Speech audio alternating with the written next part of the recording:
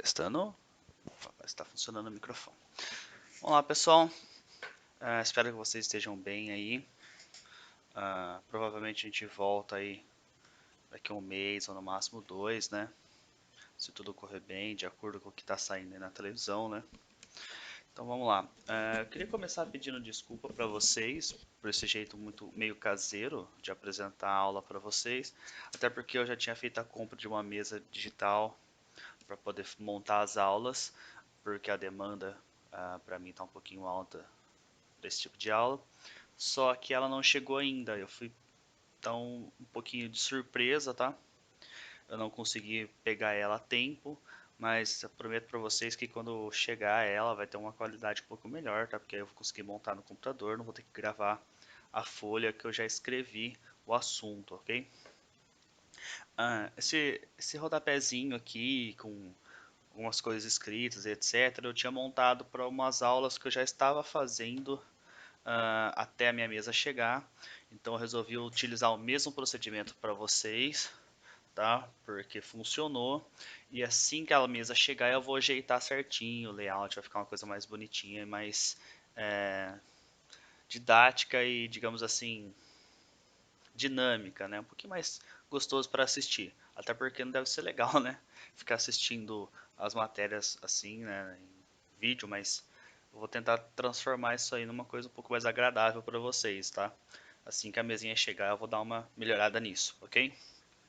Então, sim, só para vocês se situarem aí do que eu vou conversar com vocês hoje, essa aula ela serve tanto para o pessoal de produção quanto o pessoal de administração, tá? Óbvio que eu vou separar o vídeo para vocês. Essa cópia de vídeo vai ser upada duas vezes, porque aí cada sala vai ter a numeração do vídeo para seguir certinho, tá? Que nesse caso aqui eu aproveitei para fazer o mesmo, porque o assunto é idêntico, tá?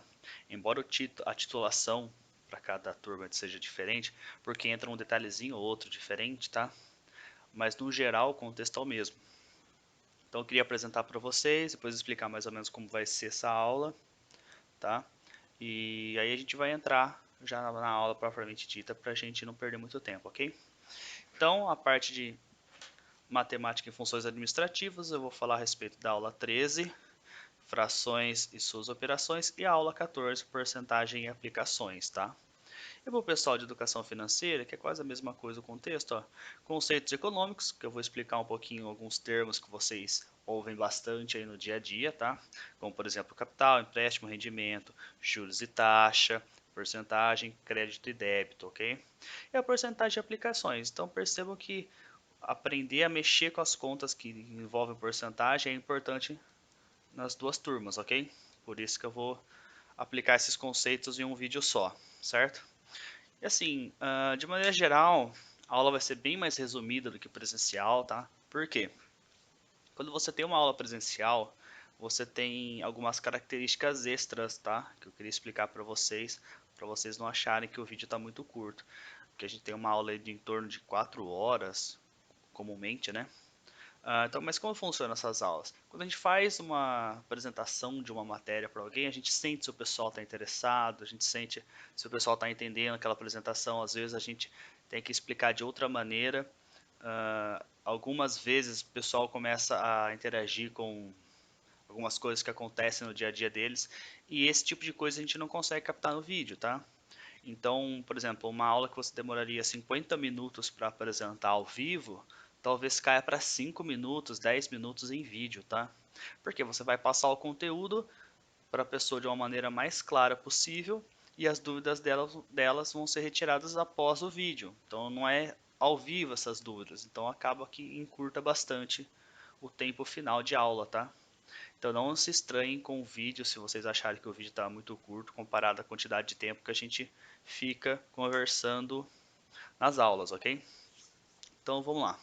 Para começar, eu queria falar um pouquinho sobre os conceitos econômicos aqui para vocês, tá? Primeiro eu queria explicar para vocês o que é economia, o que vocês entendem sobre economia.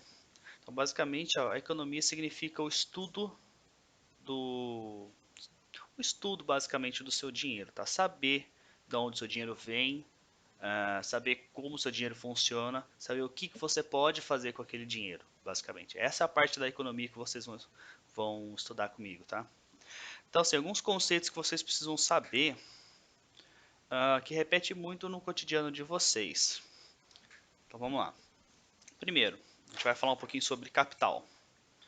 Capital é sempre referência a um dinheiro que você tem para investimento, tá? Seria o seu dinheiro inicial, tá? Então, quando você escuta uma pessoa falar assim, meu capital é baixo, significa que o meu dinheiro para esse tipo de coisa ou para esse momento não é o suficiente, tá? Outras coisas que vocês podem ouvir muito comum no dia de vocês. Empréstimo. O empréstimo está atrelado a juros, que vocês devem ouvir bastante, tá? E os juros também está atrelado à porcentagem. Então são termos que eu vou conversar com vocês um pouquinho mais na parte dos exercícios de porcentagem, tá? Crédito e débito. O que o crédito e débito tem a ver com tudo isso aqui que eu vou falar com vocês?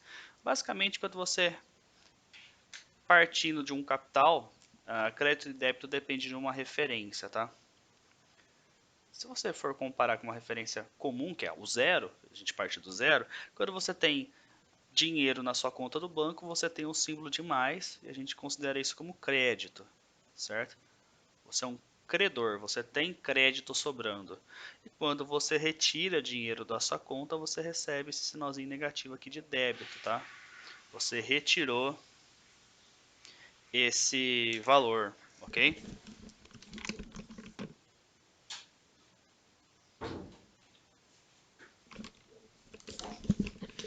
Então é assim que funciona de maneira geral, ok? Por que eu falo que depende da sua referência? Se você pegar em consideração o seu capital, como um valor, por exemplo, de R$ 1.000, eu tenho R$ 1.000 para começar esse empreendimento, tá?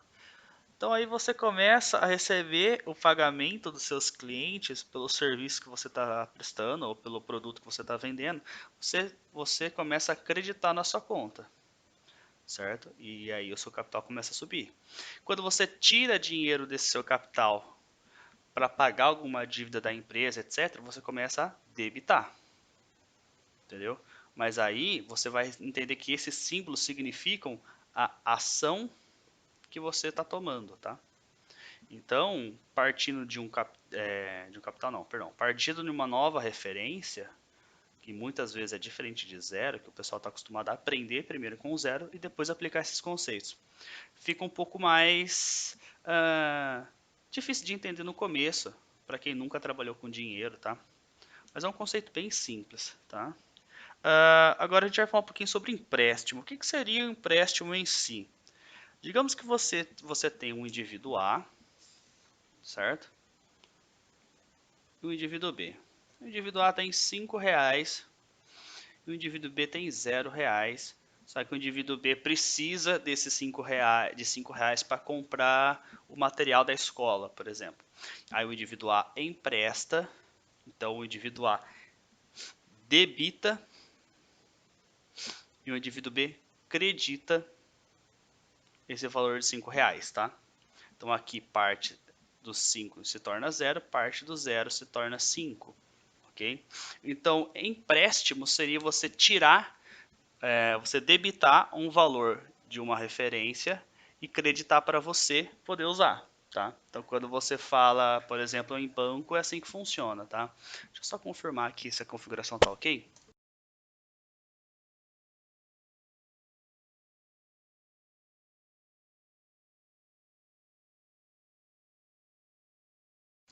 Probleminha aqui com o sistema, mas deu certo.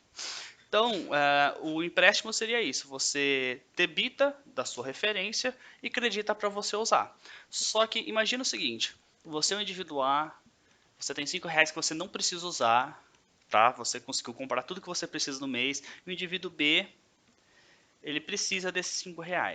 Você vai emprestar esses R$ 5 para ele sem ganhar nada em troca? Muito provavelmente não, tá? Esse tipo de negócio de você empresta um valor pequeno para algum conhecido é mais no âmbito amizade, âmbito família, tá? Você não vê isso em negócios. Então, quando você empresta para a pessoa, o indivíduo B, geralmente, ele vai ter que devolver mais do que R$ 5, tá? Vamos arredondar isso para R$ 6, certo? Então, o indivíduo B vai ter que devolver esses R$ 6 para o indivíduo A, sendo que ele só pegou R$ 5. Essa diferença de R$ 1 é os juros, entendeu? E eu vou entrar com mais detalhes para vocês, com definição propriamente dita de juros, como faz essa conta, etc. Mas os juros nada mais é do que você valorizar aquela transação, entendeu? Então, bom, eu tenho R$ 5, eu posso emprestar para você, mas eu preciso ganhar alguma coisa em cima disso. Eu empresto para você R$ 5, você vai demorar 5 anos para devolver R$ 5, então eu, no mínimo, quero R$ 6 para compensar esse tempo que eu vou esperar, entendeu? Então, basicamente, é isso a parte de empréstimo, juros e a porcentagem dos juros, tá? Agora, vou explicar para vocês muito sobre juros e uma coisa que vocês precisam já entender sobre os juros é que ele está sempre atrelado ao tempo. Quanto mais tempo a pessoa demorar para te pagar, mais tempo, maior vai ficar o valor, tá? Basicamente, tem essa relação direta e proporcional com o tempo, ok? Antes de entrar nesse assunto, vamos primeiro passar um pouquinho a revisão de porcentagem, tá? Eu fiz aqui a anotação para vocês de fórmula de porcentagem, explicação de porcentagem e alguns exercícios de porcentagem. O que eu preciso conversar com vocês antes? O nosso planinho de trabalho separa então um dia para explicar e um segundo dia para fazer os exercícios. Então, hoje eu vou passar para vocês a fórmula e como funciona a ideia de porcentagem. E aí o próximo vídeo eu vou fazer sobre os exercícios de porcentagem para vocês praticarem, tá? Óbvio que eu vou fazer a continha junto com vocês, então vocês vão copiar esse exercício mesmo com a resposta, o enunciado inteiro, a resposta inteira para entregar, ok? E aí eu sempre vou deixar um exercício de cada tópico para vocês fazerem, que nada mais é do que o mesmo exercício que eu fiz com vocês, trocando nos valores só para vocês aplicarem sozinhos, ok? E aí vocês também copiam certinho com o nome certinho para poder mandar, tá? A entrega desses exercícios vão partir do mesmo princípio dos trabalhos que a gente fez, tá? Vocês vão colocar o nome, a turma que vocês participam, escrever os enunciados e a resposta e mandar para a patrulha, ok?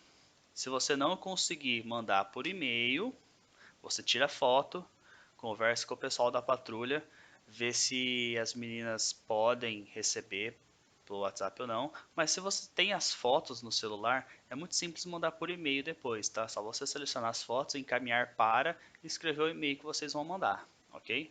Aí é o seguinte, se alguém não conseguir, conversa com o amigo, vê como o amigo mandou, pede para o amigo mandar junto, tá? Às vezes você não tem computador, ou às vezes o seu e-mail não está funcionando, ok?